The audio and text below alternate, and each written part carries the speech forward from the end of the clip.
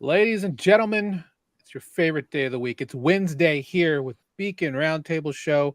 Four on-chain experts talking to you today about all the great things in the world of on-chain. Gentlemen, how are we feeling today? Good. Their favorite day of the week? That's a little presumptuous of you, I think, Chris. It's definitely my favorite day of the week, but, It should be. If it's not now, it will be soon. Because this is Wednesday. We win on Wednesday. Doesn't Wednesday kind of have a little bit of a bad rap? Isn't there two stereotypically least favorite days of the week, and it's Monday and Wednesday, right? I think that it's there's the whole hump day thing, but generally speaking, it's Monday that everybody speaks ill upon. I love Mondays. Perfect day to get after it. I mean, yeah, you would say that. That makes sense. That makes sense. But Mondays are second to Wednesdays. Wednesdays on top. Happy Wednesday. I look at it as getting closer to the weekend. Anything that's closer to the weekend is good for me. So weekends are a construct. This is true. Everything's a construct, right? But you know what isn't a construct today, guys? It's the beginning. Even though it's, I don't know about you, it's been hot as all get out here. In the comments, is it hot where you are? Man, I just walked into my office before this call, and it was ridiculously hot. I had to turn the fan around.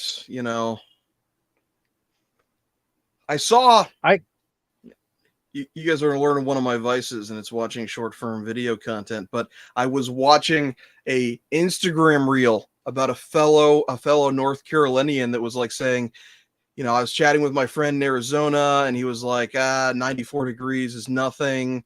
It's 104 here. And then he walks outside, and his glasses from the humidity are immediately completely fogged out. And he's like, I don't know what it is, but the heat hits a little differently here. That's a regular thing in for those who don't know, I grew up in the Southeast in Louisiana and Alabama, and that is whenever I'm wearing glasses, that's like a given. That's a given every summer. Those fog. I have anti-fog spray for my glasses, which I don't know if that's a super nerdy or weird thing, but it helps. But it's a thing. It's a real problem. Yeah, I should get that. Because sometimes my glasses will fog when I'm just doing regulars, even if I'm inside, right? There's not a lot of airflow in between my eyeballs and my glasses with my current frames. Anyway, this, what a cold open. Okay, we can get into it if you want, Chris. Well, I was just gonna say the move that I have, it's almost like the Drake meme. When you get into your car and you turn on your AC is always on full blast, but it's so hot outside and so hot inside your car that you just do this thing, so you don't get blasted with the air in your face. But yeah, dude, my buddy has one of those cars where he can start it with the keys. So he always and that's bougie. That is a must-have in the Alabama summer, especially standard. It's all black interior, black exterior. If you don't pre-cool the car, precondition, you might be in danger. You might suffer some sort of heat-related injury. All right, I'll get some engagement going in the chat. And first of all, if you can, please subscribe. Helps us out with the algorithm. We may or may not be doing some fun little incentives for likes and subscribes coming soon, just so you guys. Or dislike with that. You could dislike as well. I think that's also good for the algorithm. Really, I mean, we're trying to. I'd rather you comment than dislike. Can they remove the dislike button? Isn't that the joke? No, the button's still there. It's the counter it's still there. That's no longer visible. Yeah. Okay. Which is but the one thing I wanted to mention was that I wanted to see who still has a car that does not have remote start, because I think 2017, every car pretty much has a push button start where you just have to have your key fob on your person and it starts, or you have an app that remote starts for you. If you still have a car that doesn't do that, put a 1 in the chat. Dude, I hardly even have a car at this point. My thing is it's dying. It's a box. It's dying. Right? I'm traveling, and so cars. I'm here to fund cars. Why burn money? Why burn money? Keep accumulating ETH. In a world where Uber exists, there you go. Imagine having a car. Wouldn't be me. I recognize now that there's a delay between like us and the actual chat. So yeah, it's cool. Let's get started. I mean, I know that we want to wait for I was people to trying get to in segue. here. I was trying to segue, but you know what is hot today? That's Onchain Summer, baby. Are you trying to segue because we're funding cars? Well, no, because I was talking about summer. Even though summer has been super hot, summer today is on Base. Base being the layer 2 blockchain from Coinbase. This is supposed to be the chosen one, right? Cue the Obi-Wan and Anakin battle on the lava fields. You're meant to be the chosen one. You're the one who's supposed to bring balance to the force type deal. Hope I don't get copyright struck for that. But anyway, that's today. Jangle, tell me a little bit more about what's happening today here. It's pretty cool. It reminds me of kind of Arbitrum Odyssey for those who remember that.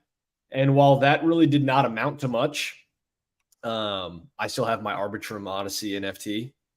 I think they only did 1 or 2, right? But I did end up getting the Arbitrum airdrop. So that was good. So farming that Arbitrum Odyssey ended up being a great thing. Now, I don't think Base is going to do an airdrop, but hey, I didn't think Arbitrum was going to do an airdrop either. So, here we are. So Onchain Summer starts today. I think actually in about 50 minutes, right after this live stream is over, Brian Armstrong and maybe somebody else, maybe this their head of compliance is pretty popular these days. So I don't know who Brian Armstrong's on the call with, but it'd be cool if it was him, their chief legal officer, really the other all-star of that company. Hopefully, well, they're doing I don't know about a legal officer, but at least Brian Armstrong, maybe somebody else doing a live stream talking about this. Here's my prediction, honestly. Not that Base is, you're going to make a ton of money from getting any NFTs associated with this, but I feel as if Base has the potential to become the Binance Smart Chain of the next cycle, really. Binance has some headwinds. They've frozen their chain in the past. The Base chain seems to be taking like kind of a superior, more modern approach to the tech stack with the OP stack. And there seems to be a lot of degeneracy in meme coin and stuff, like Bald going nuts before it got rugged by SBF, it happens. I think there would be a lot of meme coins. There'll be a lot of, what's that word you used the other day, Andrew? Chicanery? Is that it? Not charcuterie. Yeah, charcuterie. Yeah, not charcuterie. There probably won't be any charcuterie, but, there will be some chicanery and debauchery and degeneracy, all of those fun things on Base, I think, over this summer, really, in the coming quarters. As a low carb enthusiast, I fully support charcuterie as something to entice me to bridge money over. So let's get some let's put some respect on charcuterie's name. But yeah, so officially Base opens today after being open to developers on July 13th. Many of you know about the lovely stories of how their major DEX at the time, Lead Swap, rugged, apparently is relaunching. Bald, rugged, multiple different things, and we talked about it last week here on the show. But today, and actually over the weekend, Sushi has actually come over. Sushi Swap is now on Base. Cross-chain swap doesn't work yet, but once that does, honestly, things are going to go kind of crazy, I think. So ETH, of course, is the gas token of choice on Base. It's built on the OP stack. And we'll talk more about all the great projects that will be coming on board onto Base soon. The first probably being, besides Sushi, will be Aerodrome, which is a Velodrome clone coming that way. So if you are a VE Velo staker, you should be getting an airdrop for Aerodrome soon. So watch out. Is Beefy's on there? I'm looking at DeFi Llamas. Do we have the technical capabilities to share screen with DeFi Llama? I can just go to DeFi Llama. Yeah. I mean, I'm looking at it right now, and there's Base Swap, which is at 20.5 million TVL. Looking at the TVL, it seems like there was a huge spike when people could only bridge there and not bridge off. And so it got from 0 to 40 million, 41 million really fast, and then dropped back down to 8.5. And now we're breaking all-time highs, baby. 43 million, the all-time high breakout on Base. Base Swap, the largest DEX at 20 million TVL, followed by Sushi, who's the next largest DApp with 6.18. Sushi always early and fast to get to new DEXs. I don't know. Their world is crumbling around them. It seems like the Sushi Swap protocol, but they always manage to be the first team deployed onto the new chains. And then Beefy is there as well. Obviously, Uniswap V3 has some TVL, and yeah, I mean, enjoy your shit coinery. I think it's late enough in the stream to where I can say that. So, yeah, super cool. We are past the 30-second mark, so yes. Gabriel, any thoughts from you on the success of Base in the short term? It looks like there's a lot of shit coins going on over there. I've been getting spammed in various chats. There's a lot of shit coins going on. People making money. People losing money. And losing money. Yeah, it's it could be a wonderful week for Base. So obviously keep peeled, and well, good luck to you all. Let us know if you find anything interesting that you find on Base coming up this week. Obviously next week and the subsequent weeks we'll talk more and more about Bases. Obviously this is a big event for them. And compare this if you will to like Arbitrum's launch, Optimism's launch, which they launched originally in a bull market, and it seemed like it took them longer to get steam, right? Like Arbitrum really was like very boring for the first several months. But Base is coming out the gate pretty hot. So that's very exciting to me. And this is, obviously a super boring market. Fun fact, ETH is like flat on the 365 day. If you look at ETH exactly 1 year ago, like last August, it did run up to like 2K, but like it was about, 17, 18, $1,900, like ranging in this same range, literally a year ago. So to have this boring of a market and to have Base sort of attract 50 million in TVL and people still kind of be excited on shit. Granted, $50 million is not that much money. But yeah, super cool. Super cool. What's the mission statement of Base? Like, what problem are they solving that none of the other L2? What's unique about it? What's new? Is there anything? Well, I think that the mission statement of Coinbase is to build an open financial system. So it's like just financial freedom in general.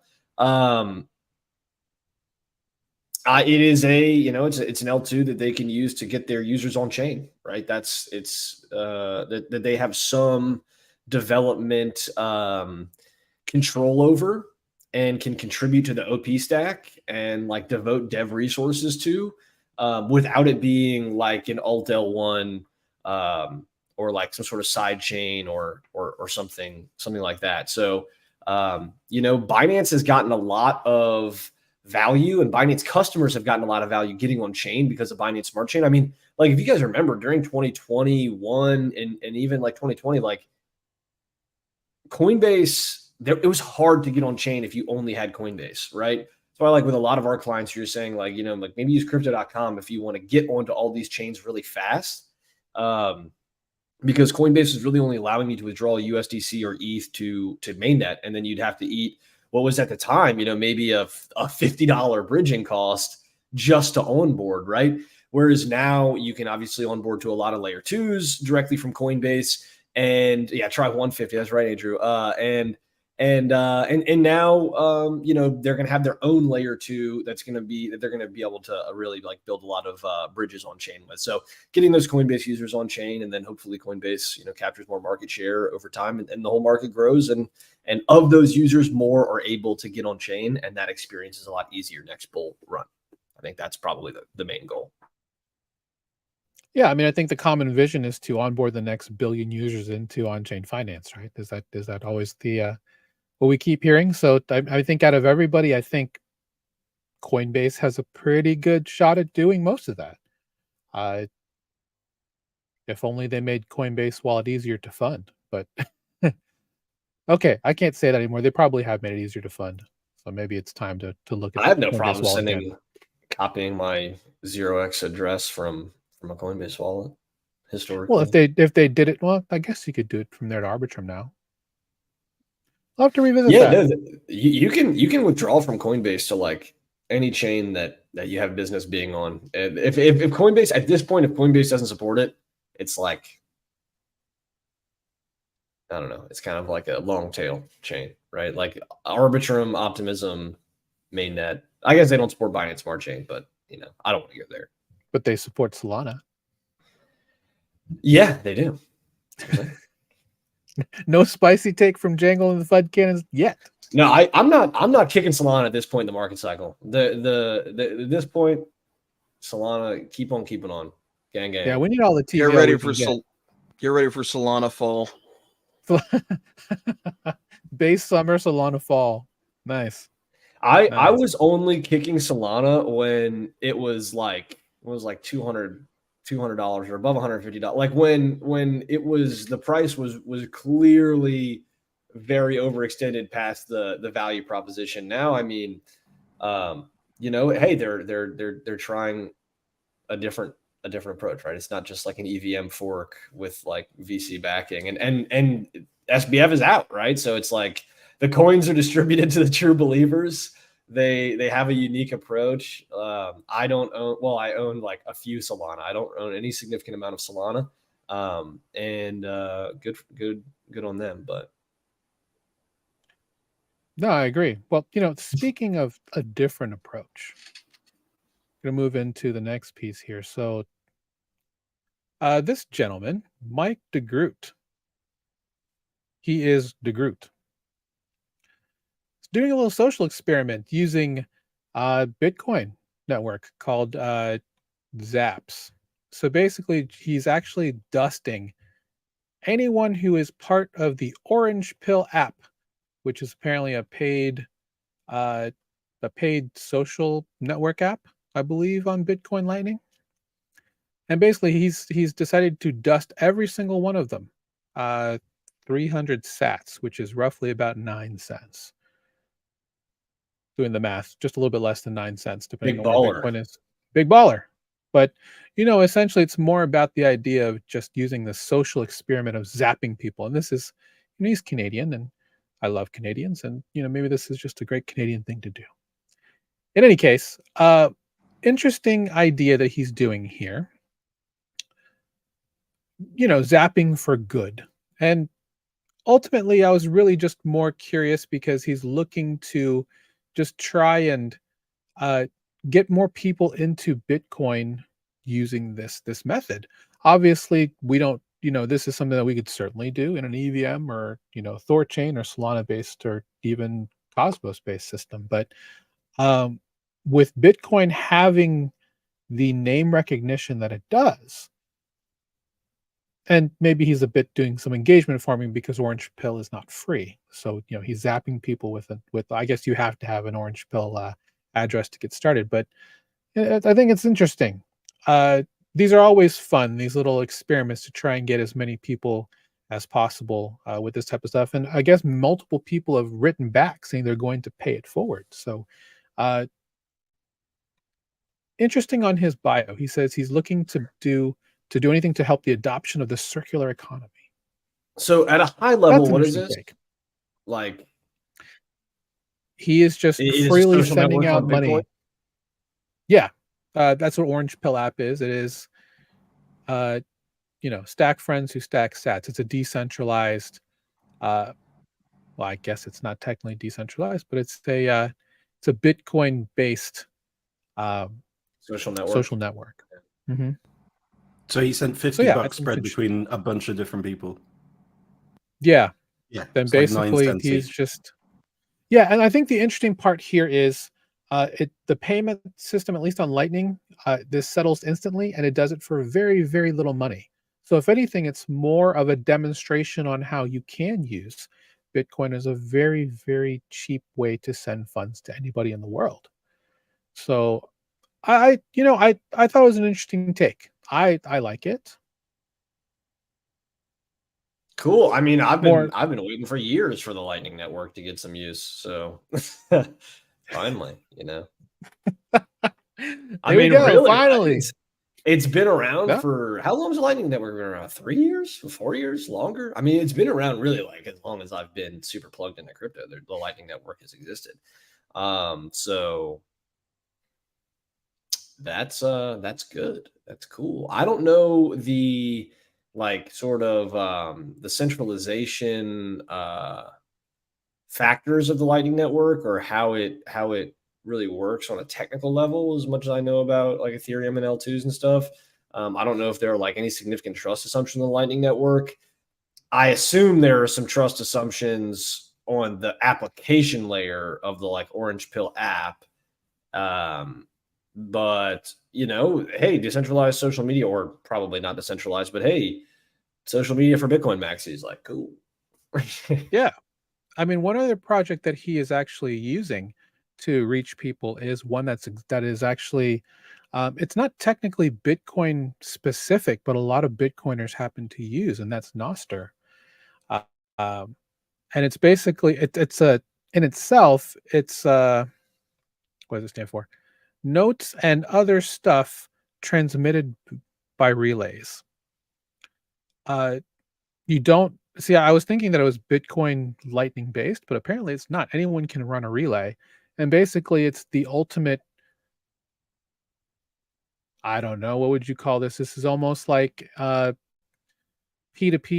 back in the day with BitTorrent, where anyone could run a client and just retransmit messages all over the network. So this is kind of like swarming type stuff, but they're using it as another version of, I guess, a decentralized Twitter.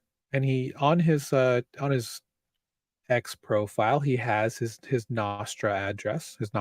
So yeah, I think this is very interesting. If Beautiful he's actually address. bringing, Very, I know, very so readable. rolls off the tongue. I mean, they need an NNS. They need a name service, right? Yeah. Stat.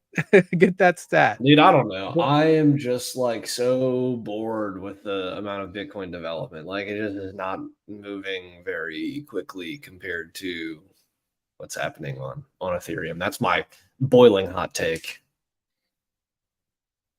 Gabe, Andrew, any hot takes on this? I don't know. I think it's going to be difficult to implement Bitcoin for this purpose. I think they've been trying for a while as well. Should someone on EVM or Cosmos do something like this? Do you think that would be a lot better reach if you did? Let's say you did this on Secret with Monero or something like that, like a privacy coin. Bring awareness to something like that. I think that would be cool. If anybody is watching this and has some Monero or some XMR, anything, feel free to start this. So, I love decentralized networks, obviously, right? Like, I love them. Played with them for fun when I was a kid. I was in my backyard playing with decentralized networks. I was at the beach. I was making decentralized networks from the sand with my little shovel. But I think that the social network thing is like, it's not a problem people want to have solved. They don't view it as a problem. I think like there's been multiple angles where we've like tried to sell this to the wider audience, like it's control over your data, those big tech companies, they're doing all this shady stuff with your data, so get out of that system. Or just like, hey, it's better. I don't know. It's not better, and the reason it's not better is because everyone isn't already there.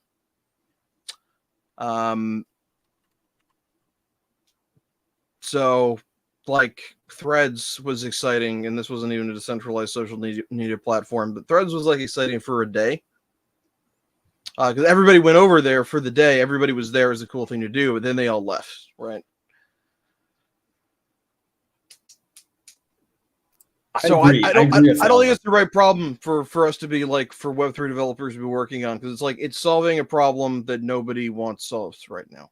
Like, yeah, here's a hot take. Like, decentralized social media, we've lost already. Like, the time to decentralize social media was in like 2008, and it didn't work. You know, the Web2 companies ended up winning, and the social media platforms where everyone currently is are decentralized. Now, there's like two types of social media platforms that I kind of categorize in my brain.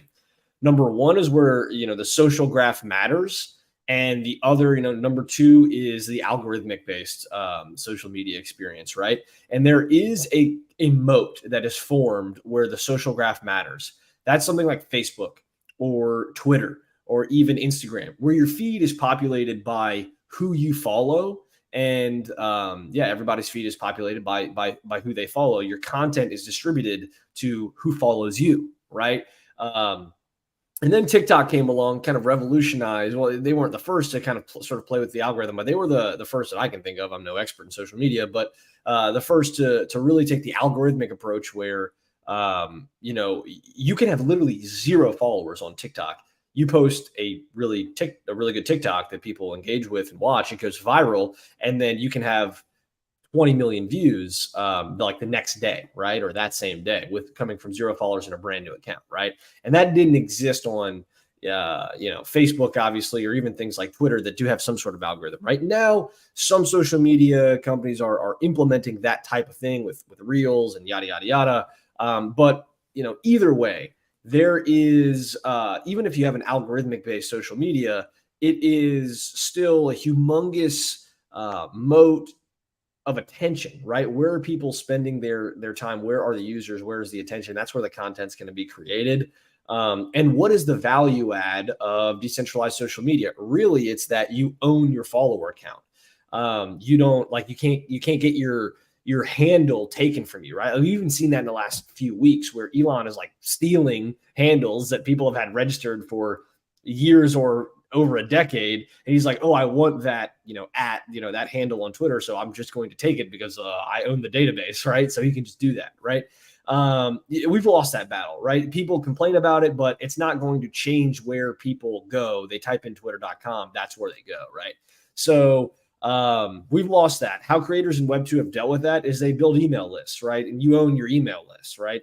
The SMTP protocol is fundamentally a decentralized open source protocol. And if you have an email list, then you have an email list. And nobody can take it away from you, not the Zuck, not Elon, not, you know, anybody. It doesn't matter who wins the cage fight. Neither of them can take away your email list. So that's what Web3 social media is trying to accomplish, but they're simply too late. However, there is an opportunity, I think, to make the future better, right? So we've lost social media. I think it's doomed. Lens, Farcaster, good luck. Keep trying. Noster, you're totally screwed.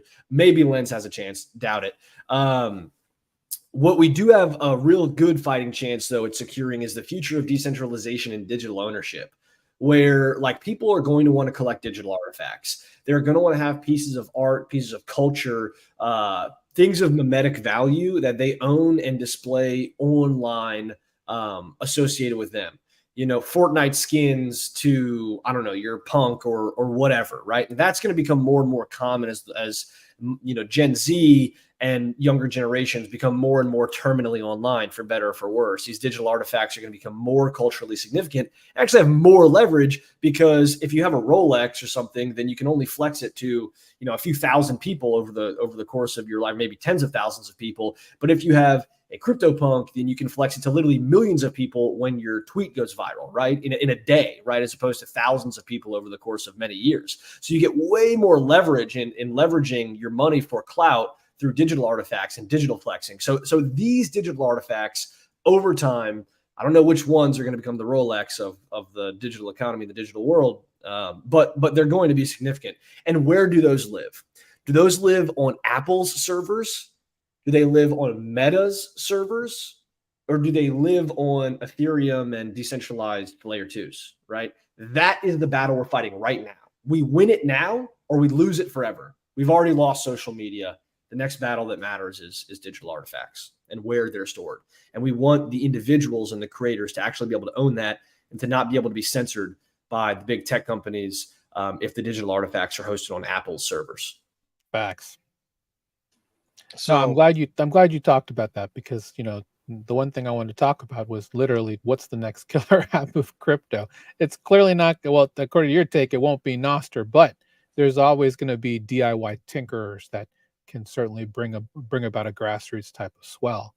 I think what you said was completely correct. I think the other issue with on-chain living in this world is that people want anonymity down here. A lot of what could bring people to this, obviously, looking at in the world of Web 2, it's all about clout. It's all about identity. Well, most people, if you want to own that, you can certainly do that, but they want a sense of anonymity while they're down here. So if they're out here making, money with NFTs or whatever, they don't necessarily want people to know that they've done that. So that's why we do have, tons of naming services, OX addresses, things that can't be tied to you personally. And I think, trying to maybe manage all of that at the same time in a decentralized world, I think could be a lot tougher than we think. So, Andrew, I know you were about to start talking, so I definitely want to get your take on some of this.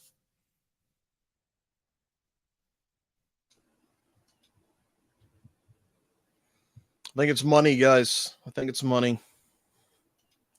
But will that bring the next billion people down into here on chain? Yes.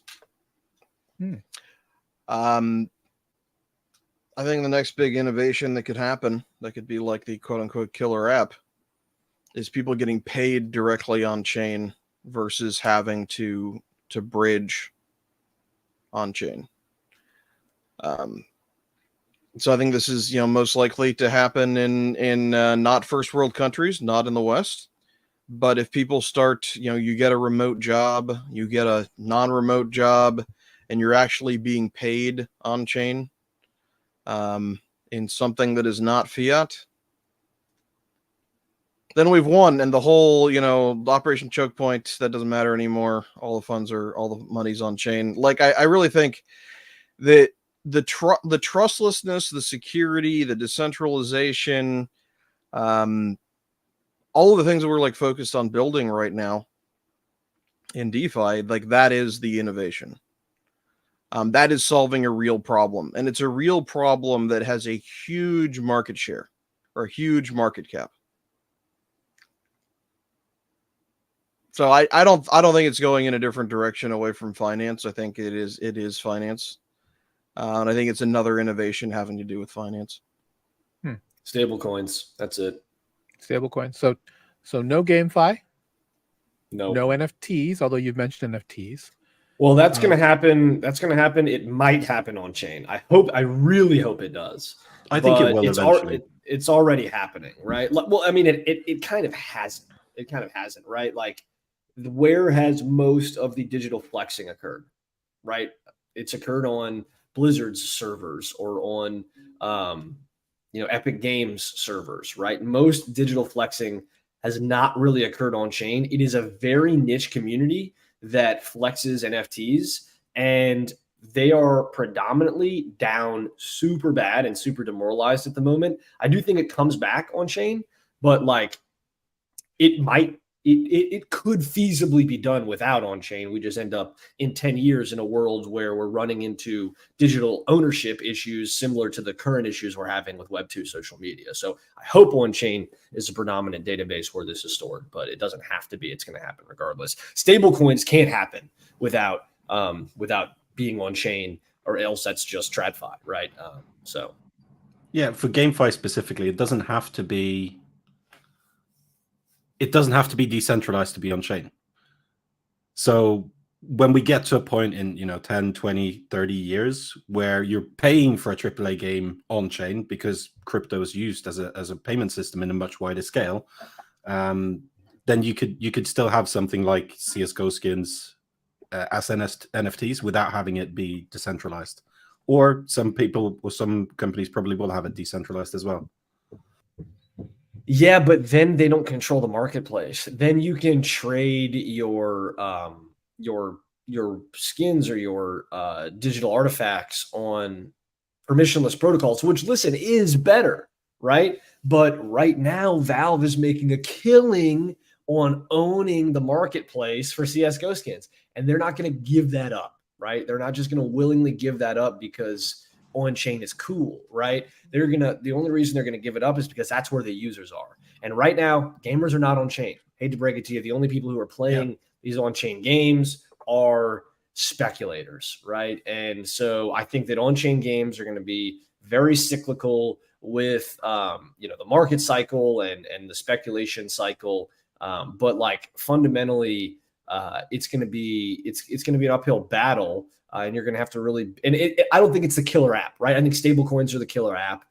Maybe another killer app emerges that actually makes a huge difference in how people can live their lives, so that they come on chain, and there's just an undeniable force that puts people on chain. I think the only thing that to me that's obvious there is stablecoins, and then like sound money.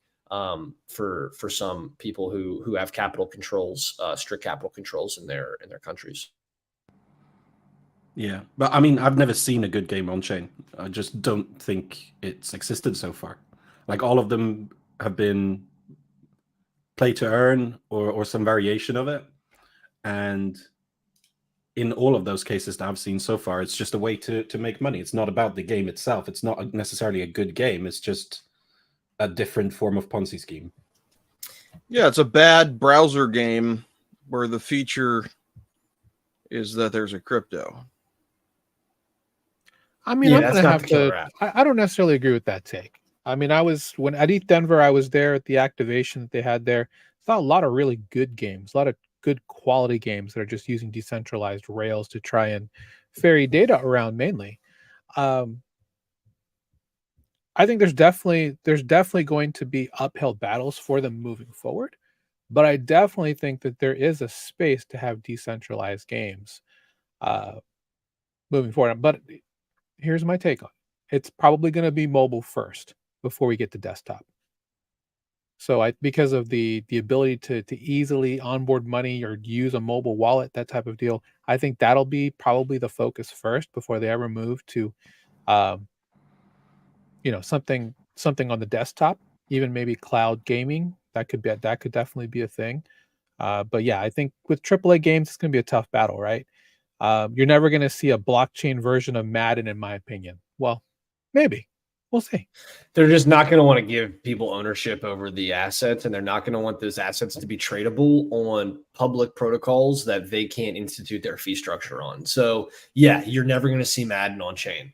Unless all of a sudden all the Madden users absolutely demand it, which is just not going to happen. So, I mean, I'm like, the question wasn't, what could possibly, it's like, what is the killer app of crypto? Very clear question. It's stable coins. Like, what was the killer app of the computer, right? It was like, I don't know, maybe chat rooms. By killer app, I mean like the application and the user experience that is so awesome and new and people want so bad that they're willing to change their habits and learn something new and engage with this new technology, even if they're not tech nerds or early adopters. For the computer, it was maybe chat rooms. Undeniably, it was Excel, right? Microsoft Excel changed suddenly, like one day, every business had to have a bunch of computers, right? Because they could get insane leverage on their labor force with this super powerful tool, right? Overnight, it's like, oh, you don't have a computer.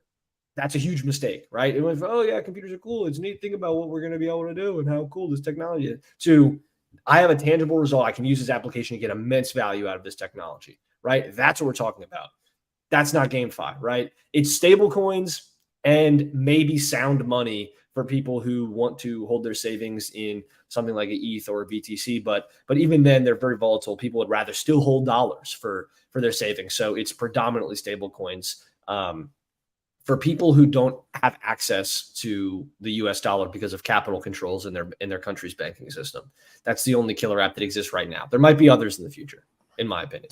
So we need spreadsheets, is what you're saying. We need spreadsheets on the chain. Well, the equivalent, right? Something that's We need actually Clippy. We that need good. Blocky. We need Clippy. Right? We need Clippy. Blocky. Man, you guys are. Andrew, you can be the next Clippy. You could be. We could dress you up. We can get you a costume. We can meme it into existence. Do you need assistance? Do you need any help with this? It appears that you're trying to make a joke. Wow. Do you need any assistance with that joke?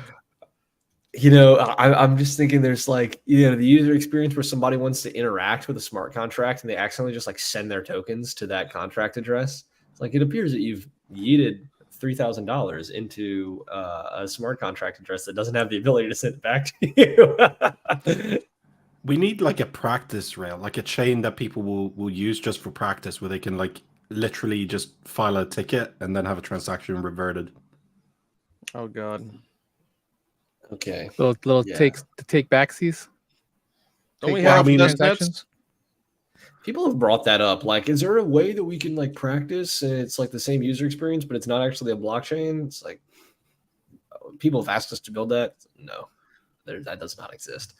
I don't even know where to begin to build that. So, Simulation, paper trading or something like that. Yeah, pretty much. But for using a blockchain. Paper blockchain farming. Technically, there's test nets, right? Yeah, there's test nets. They're not. Yeah, but they're really easy built to- for developers. They're not really built for users. There's Gnosis chain that has Maker and Aave on it, and POAPs. But you can have real money on there too. So yeah. Get to building it. Get to building it on base. Let's get a good practice. Yeah, good luck. And if arena. anybody wants to run with that, feel free. There you go. Might You get not that be one worth for it free. though. I mean, Brian Armstrong can revert any transactions that go bad, right? Wow. I don't think so. I don't think so, right? I mean, it's on the OP stack. But how much of a chill will go up everyone's back if he did do that, and suddenly starts reverting transactions? I mean, people didn't care that much when CZ froze BSC. That's true. Yeah, I don't think people Get actually over it. care. I think people, for the most part, are more fine with benevolent dictator. Than you That's think. the other killer app of crypto. It's permissionless gambling, permissionless speculation. It's and you know what? It's more plus EV gambling than the lottery, because if you win the lottery, you get absolutely giga-wrecked by taxes and fees, or all these taxes on top of the lottery system, whereas it's just income tax or whatever for your capital gains tax, short-term capital gains tax on your shitcoin winnings. So if you consider shitcoins like lottery tickets, it's permissionless gambling. And then you don't have to fund your state or county's education system,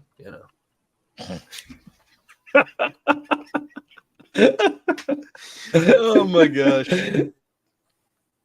All right, let's move on. All right, so the hacker, also 73 million roughly, has been exploited through the reentrancy exploit through the Viper contract language across multiple protocols. Obviously, Curve was the largest as of last weekend in July.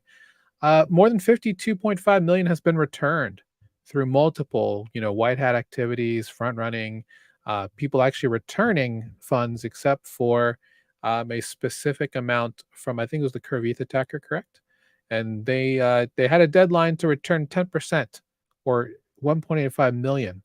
And they have not done that. So the bounty is now public for anyone who wants to bring this person to justice. They have tweeted that they need to be returned to this particular address in order to get it sealed. So I think that they're saying it will be returned. The hacker has agreed to return it for the CRV ETH pool. think that's what that Oh, means. okay. Yeah, so that's like all of it, right? Or maybe not like Yeah. absolutely all of it. I mean, some of it I think got gobbled by some MEV. A lot of that MEV got returned, but some of it like went to our ETH holders in a weird sort of roundabout way. So I don't know if it's like 100%, but it should be every pool, every attacker ended up, white hatting. I think that they have identified the hacker, and so they said, hey, listen, we got you. There's no movement yet on that wallet. Yeah, I guess I know that there had been a message sent to the CRV ETH hacker that their IP address had been identified. And then now, I mean, from the Curve Twitter, they're saying that it will be returned. So I assume that means that they're in some sort of conversation with the attacker and that they've identified them. Based on the tweets in the on-chain conversation. Obviously, not 100% guaranteed, right? So True. Yeah, we'll see what happens here. Let's see. So that was there. I'll put in the show notes the whole story so far and where we're at on the exploit. Cointelegraph has a nice little timeline on it. We'll go ahead and move on to probably what is the biggest news of the week, and that is the press release that PayPal has released pyUSD, their US dollar stablecoin. And yeah, this is very large news. They are partnering with Paxos Trust Company, which I believe was also the same backer of Binance's BUSD stablecoin. And yeah, this is actually this is big news. What it means is anyone with a PayPal account can send pyUSD between any PayPal wallet. You can fund purchases that use PayPal, and you can also send pyUSD or pyUSD between anyone, wallet to wallet. And you can also, this is the important part, you can actually convert any of the supported cryptos, which are all the majors, to and from pyUSD. Now, it is dollar denominated, backed by treasuries, that essentially is being split redemption wise between PayPal and Paxos. Obviously, the initial takes are very bullish on this. Jangle, we'll start with you. What are your thoughts on this? I think PayPal's a dying company. They went super woke and changed their terms of service to be able to withdraw people's money or freeze people's money for their what was it, like hate speech or their comments on social media. Then everybody was outraged about it. They removed it and then they snuck it back in their terms of service. So like PayPal as a company is dead to me. I think their stock's down like 80% from the highs or something at this point. Like I think that, this obviously peer-to-peer payments totally disintermediate PayPal. So they have to do something. And this is their response to that. The code is extremely piss poor on this stable coin. It's using like a 5-year-old version of Solidity. They do not have the competency to pull this off. They are a whack company. Zero. I think it's worthless. It is not bullish on the space. It is the last dying gasps of a worthless, useless company. But that being said, it is a continuation of the trend that stablecoins are the killer app. Everybody wants a stablecoin, but these laggards are they're not it. I mean, say what you will about PayPal, but there is a lot of people using it, and it does simplify the process of, converting fiat into crypto and using crypto, if that's something that you need to do or want to do. And PayPal is like the only option you have, and you don't have a MetaMask set up. You don't have all these things. You will still be able to pay someone in crypto. With that said, similar to you, I don't have any bullish thoughts about PayPal itself. I think it's good to see this integration. I think this will be a common theme. We'll see more and more financial institutions do this, launching their own stablecoins. We're probably going to get a lot more regulation related to this going forward. Having like hundreds and hundreds, thousands of different stablecoins is not necessarily going to be a good way forward in this space. It's probably gonna, it's probably gonna centralize around a few top stablecoins in the end.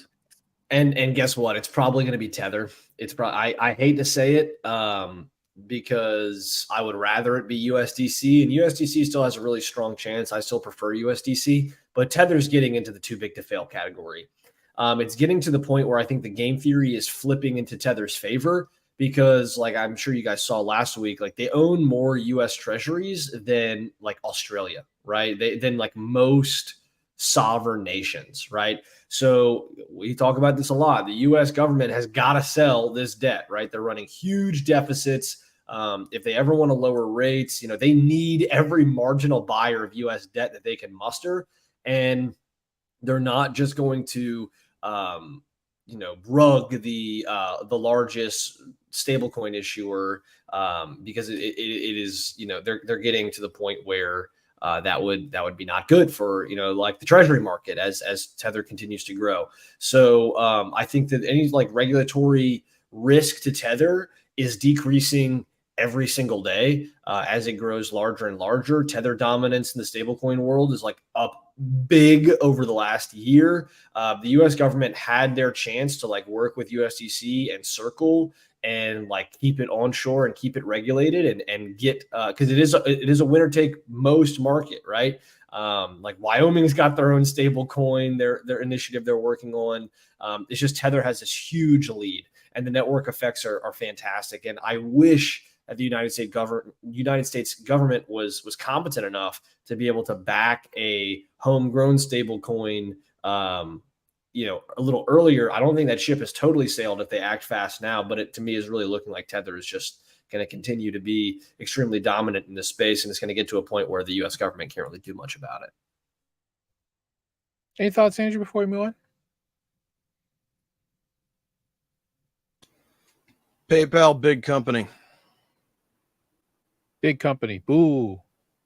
I kind of, when I first saw this, I thought about the potential ties to Reserve. I'm curious about if Reserve has any plans on integrating this in some way, because Reserve founders or Reserve backing has a lot of ties to the quote unquote PayPal mafia.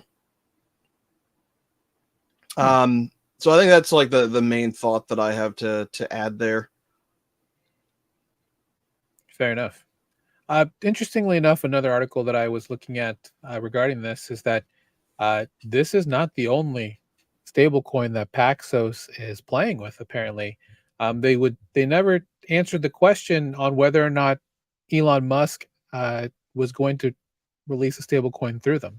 They kind of danced around that, but there are other projects that they have in the works for other companies who are looking to do stablecoins. So watch out for your local Visa debit card type thing. Remember when anybody could put out a branded Visa debit card? I think we're going to get that with stablecoins coming soon, which of course is going to lead to some regulation. So that's my personal take on it. I'm obviously any way we can get more people into the space, which I think this will be very helpful in doing, is good. I have a different take on the simplicity of using old versions of Solidity, mainly because they made their contract very, very simple, and I think there is some beauty to that, and some utility to that. But we'll see moving forward. So Paxos, of course, is going to talk about how this is a watershed moment in crypto, whatever. But the part that I wanted to bring up is that CEO Jeremy Allaire of Circle USDC said that PayPal's entry is a strong signal that near instant, borderless, and programmable payments in the form of stablecoins are here to stay. One thing I didn't put in the agenda is that Circle has recently put out a new API SDK for CCTP, their USDC transmit layer that goes in between DeFi blockchains. So loaded statement, I think, but could be definitely this is mainstream signaling, I think. And of course, we're going to get everything that comes along with that. Let's keep it at that. All right. Let's see. So, one thing from the Fed, they released new guidance today to banks, or yesterday rather, to banks, saying that off the back of this, they're going to be watching banks very closely with regards to what their activities are involving dollar tokens. So yeah, I think they are anticipating multiple stablecoins could be coming to the market soon through established companies like Paxos and Circle and stuff like that. So will be very interesting to see how this runs moving forward. Anybody have any thoughts on this before we head home?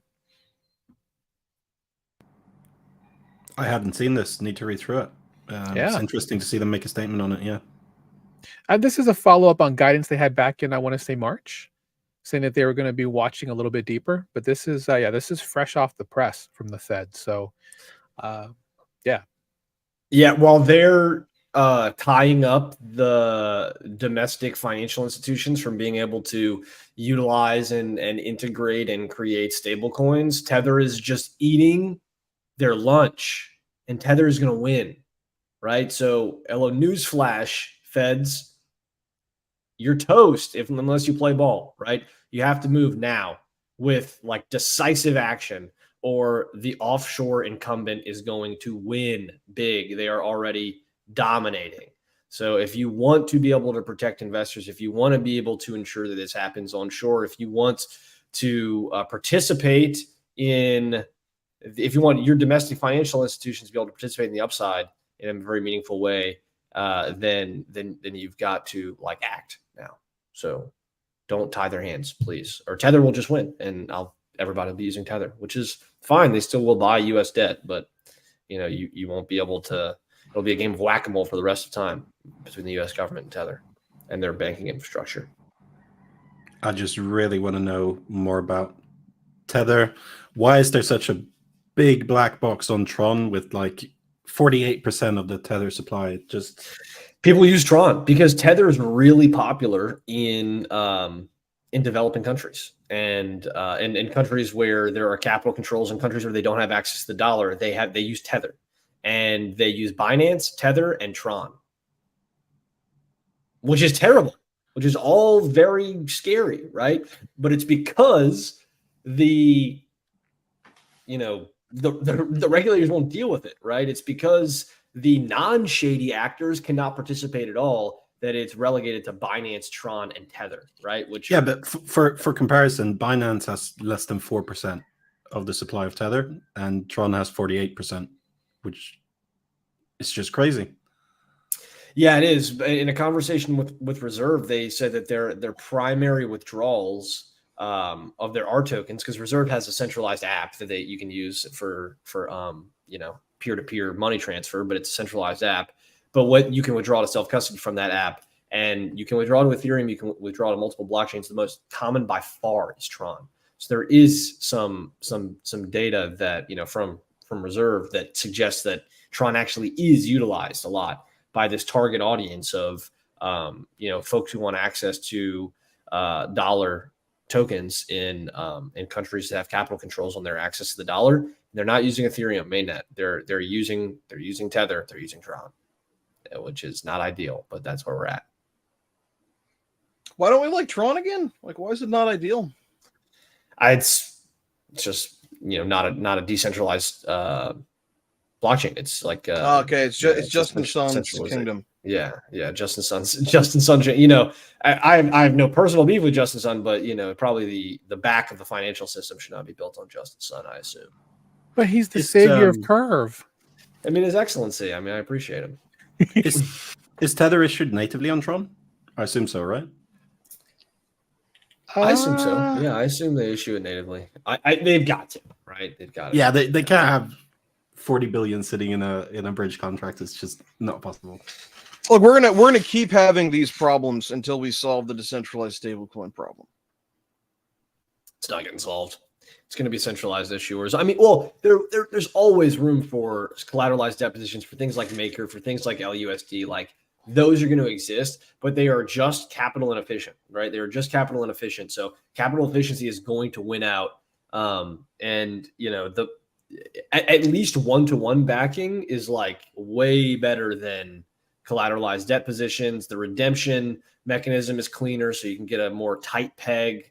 The whole stablecoin, collateralized debt position stablecoin, it's cool, it's good, it's going to exist, but it's not going to be the dominant thing for at least. Yeah, there needs to be a new solution that's more capital efficient. But if we continue to build all of this in the back of centralized stablecoins, eventually it's going to be a huge problem.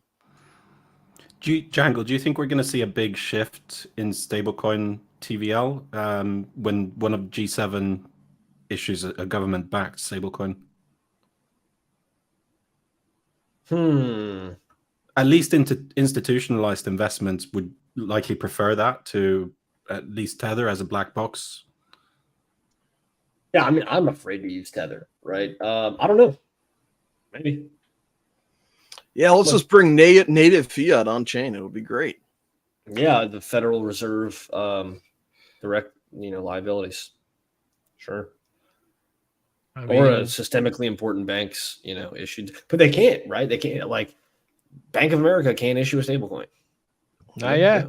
Yeah, they're not allowed to, and neither can anybody else, right? Besides, or any other chartered bank, right? Right. Yeah. So Wyoming's working on. Just give me like a Texas stablecoin. Just give me, or a Wyoming stablecoin. Give me some state that doesn't. I mean, DAI's pretty cool. Yeah, but it's just capital inefficient. any thoughts on Drex, demand by for the way? leverage. Any thoughts on Drex and the pledge of Brazil to possibly start the de-dollarization process with BRICS? Yeah, good luck. I mean, other than the fact that it seems like a 14-year-old wrote the name.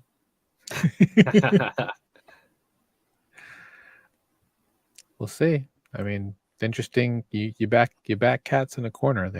They come out with their claws raised. So we'll see. Well, guys, that's all we have for today. Thanks for joining us here on the Beacon Roundtable. Been a lot of fun. Had a lot of good talks today. If you're enjoying what you're seeing, please hit that subscribe button. Hit that like button. We need those likes. We're steadily growing. Love to see it. And we appreciate you guys being here. Jangle, take us home, sir. That's it, everybody. Same time next week, Wednesday, noon Eastern. Drop a like. If you click it twice, then your like goes away. So don't click it twice. Just Don't click click it once. twice. Just click it once. And yeah, any comments, drop them in the comments and we'll answer them. So thanks. See you next week. We'll have a special guest next week, too, so it'll be fun. 07, everyone. Really? We do? Yeah, because I won't be here, actually, so I won't see you next week. So sorry about that, everyone. But, So we got our first rotation coming. So you'll just have to tune in and find out who it is. Nice. See you guys later. Have a great day. Enjoy Wednesday.